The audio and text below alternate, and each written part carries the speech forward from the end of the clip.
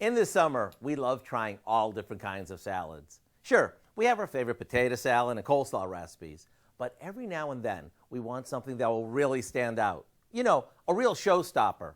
Well, you're in luck, because the tortellini salad we're making today is just that. We start by cooking some tortellini according to the package directions. Using a cheese-stuffed tortellini works great as a simple side salad, yet it's hearty enough to be a main dish. After it's drained, we add some sliced pepperoni and salami, diced provolone cheese,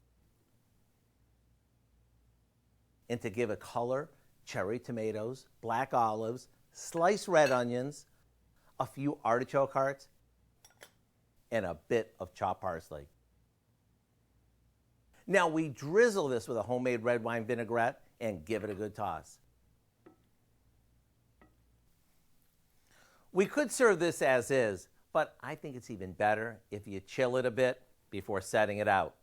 This summer salad has everything you could want. It's easy, it's colorful, it's tasty, and it feeds a crowd. To get the recipe for our new Italian Tortellini Salad, all you have to do is visit our website. And let me assure you, this is loaded with flavor.